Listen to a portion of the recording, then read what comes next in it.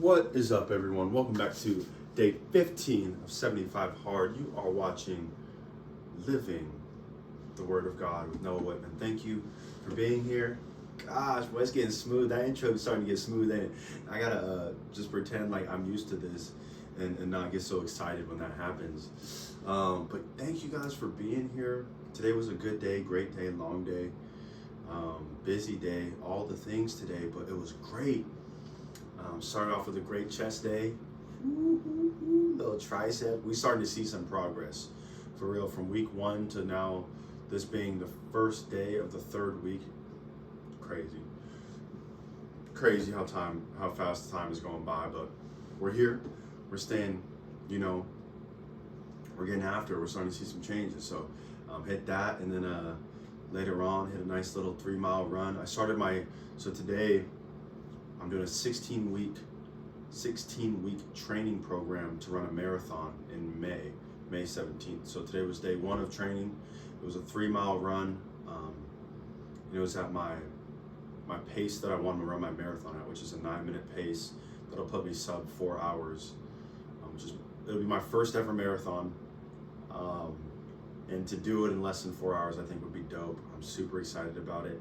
I'm gonna train hard for it. So today was day 1. I had a nice 3-hour. I held the pace pretty comfortably.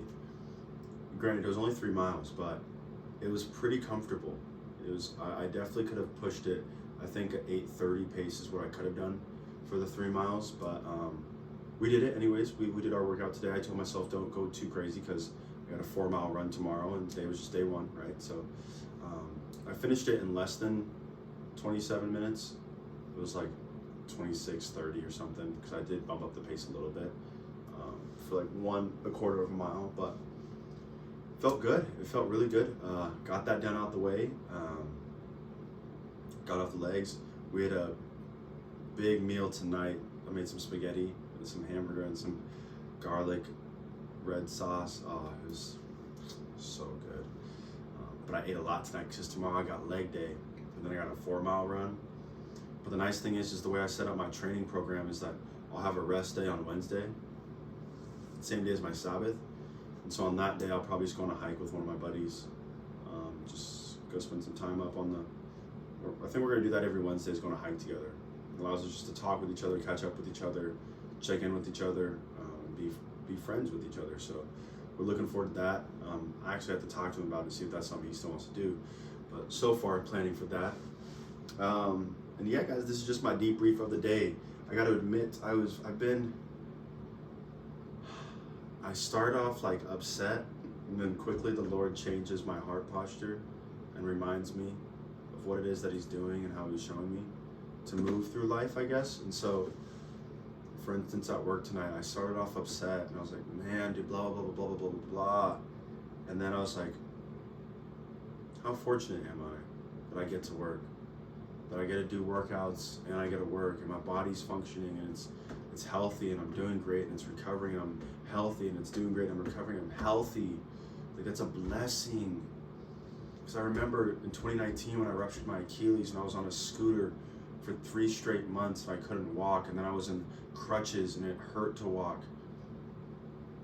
I remember it's not that far removed from me that I should be thankful to be able to just walk again, let alone run, let alone do multiple workouts in a day and go to work and push carts. You know what I'm saying? Like, it's a blessing. And I think that we forget that because we're so caught up in our own feelings and stuff, And so I'm just really grateful. I'm just really grateful. That's all I got to say about that. As we keep moving through the week, through the day, through the series, through 75 Hard, all the things, I'm just trying to stay the course. It's this idea. I feel like, what's the movie? Beyond the Lights, Greatest Lights. There's a scene where a guy gets on his hands and knees. The coach tells him, gets on his hands and knees. He blindfolds him, puts a man on his back, and tells him you have to crawl hand and foot all the way. He says, get to the 50, right? And he didn't think he could do it, but he got down and he started. started going. And kept going. And kept going. It hurts. I know, keep going. It hurts. Keep going. And his coach got down with him. He started yelling, "You don't quit. You keep going. You got this. Keep going." And I just think about that for me, like, I'm that guy right now where I feel like I'm just carrying a load. I'm like, this hurts. I'm tired.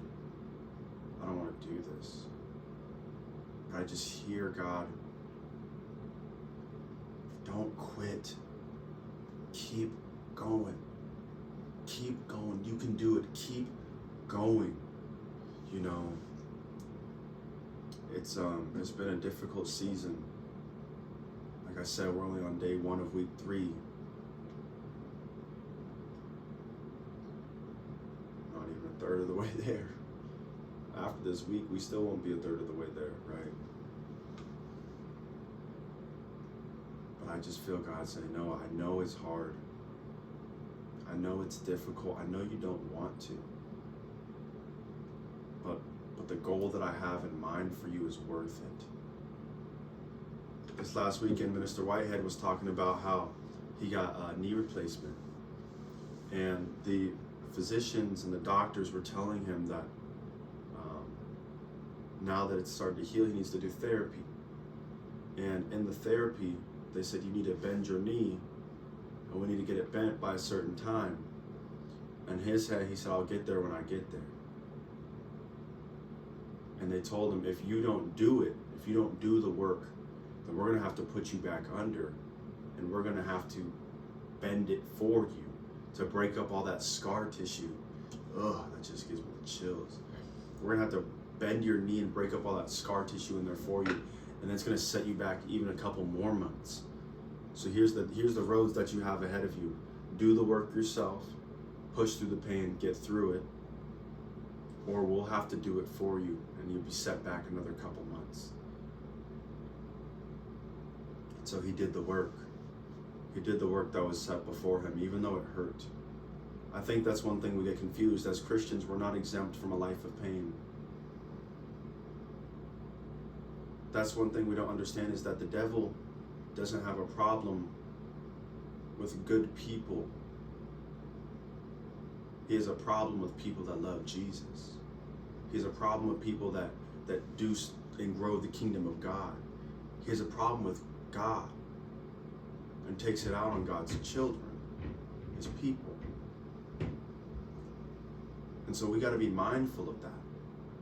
That just because you love God and you've accepted Jesus as your Lord and Savior automatically puts you in contention with the enemy.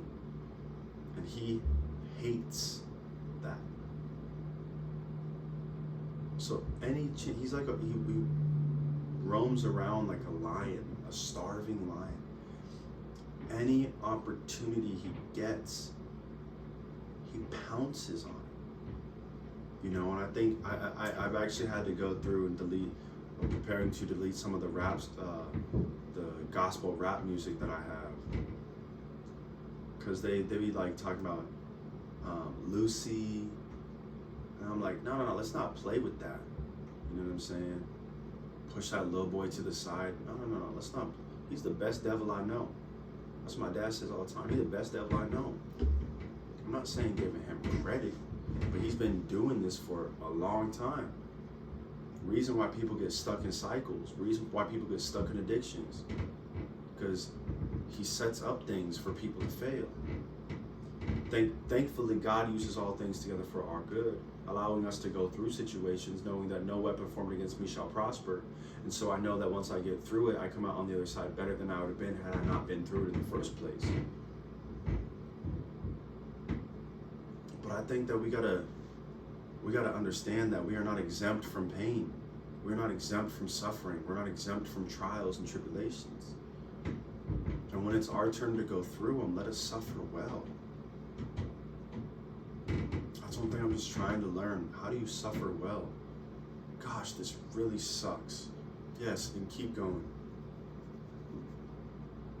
And keep going. You know, when I was on my 20-mile bike ride the other day. I got to about 45 minutes and I was like, man, I could stop here. I really could. And I was like, no, you can't. No, you can't. You have 5 miles to go. You're only at 15. I think at that point I was probably at like 14.8, 14.7. So man, I could just get to 15 miles. No, you said 20. You're gonna do 20. And it's gonna suck, but you're gonna get through it, and you're gonna get on the other side of it, and it's gonna be over. And you're gonna be grateful that you didn't quit. You know, that's the thing, is when you cut corners, eventually they add up. Eventually they add up. It might not be a big deal now, but come 4 months from now, when I'm running my race, imagine that. Imagine I don't actually finish out my 3 miles today.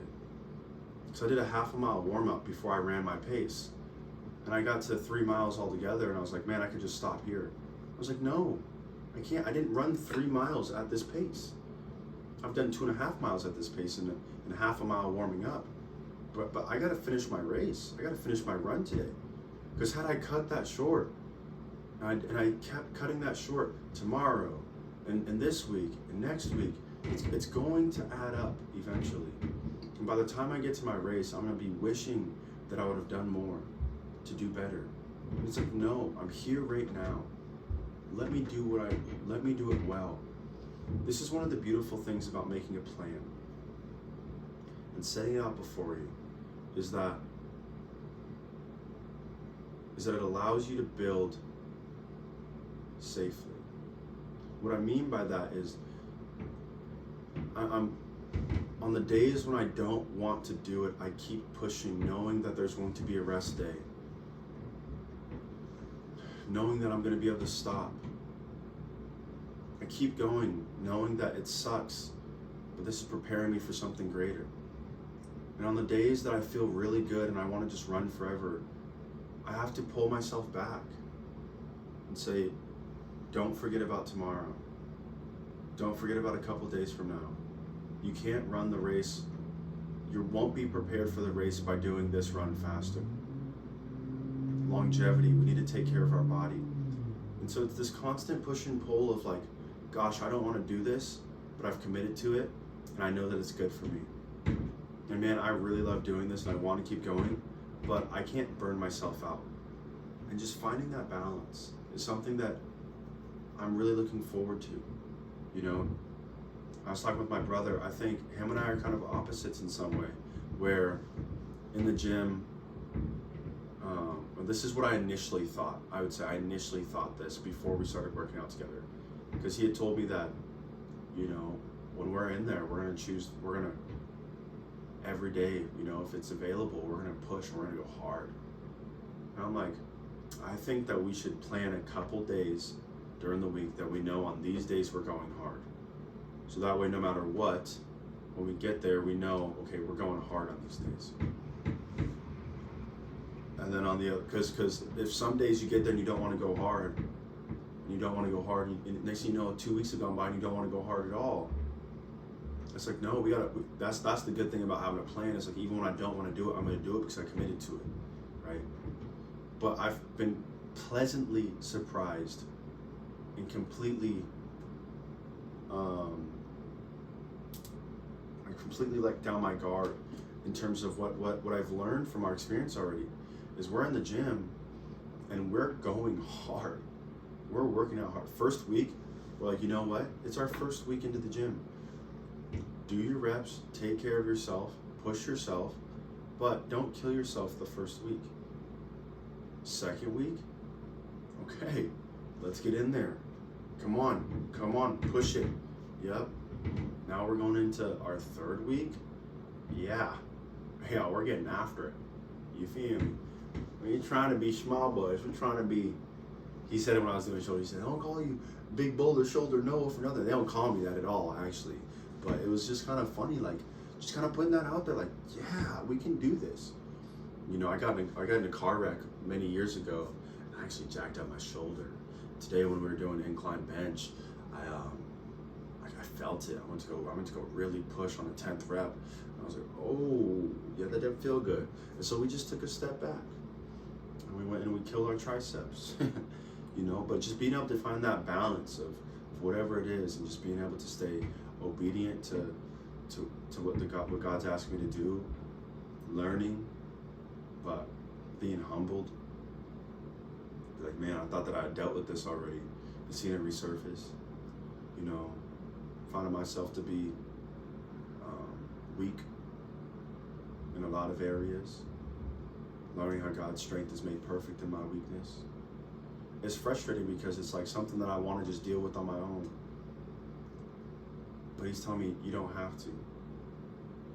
You don't have to. And the beautiful thing about surrendering is you're not letting go, you're giving it to.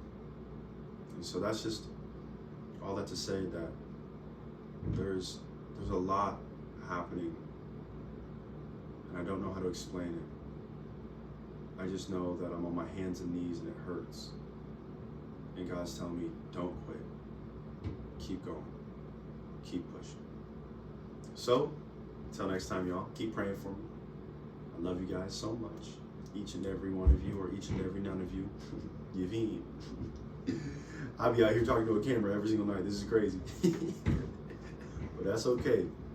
That's okay. So, until next time, love you guys. Have a great night. Peace.